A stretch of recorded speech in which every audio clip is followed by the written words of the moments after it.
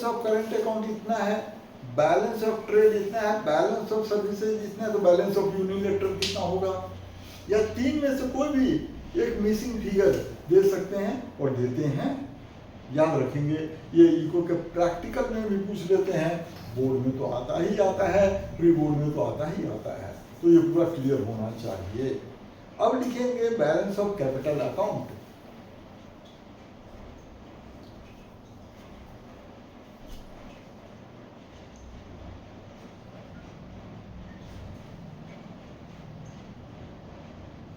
तो balance of capital account का formula होगा capital receipts minus capital payments, fourth row.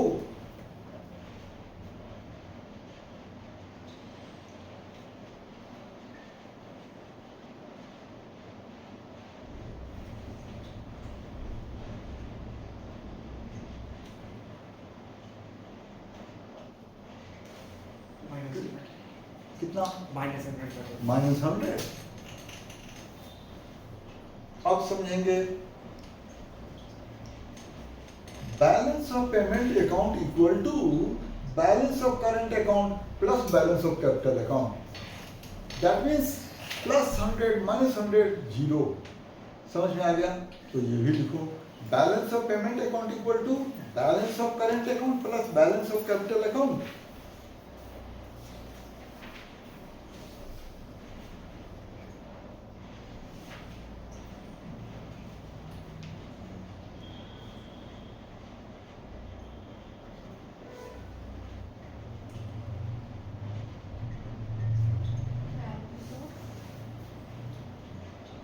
Balance of payment account equal to balance of current account plus balance of capital account.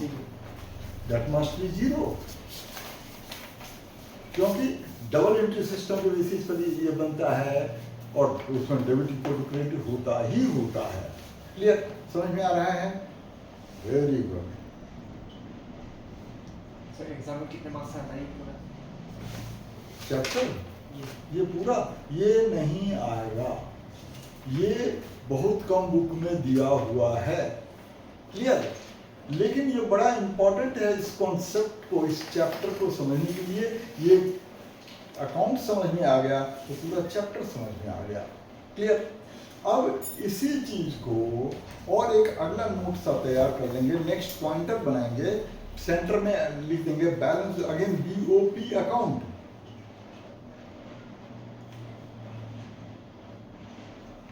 ये भी बड़ा helpful होता है। इसको दो पार्ट में ब्रैकेट में लिख लेंगे, components. Balance of payment account के कंपोनेंट्स क्या क्या होते हैं।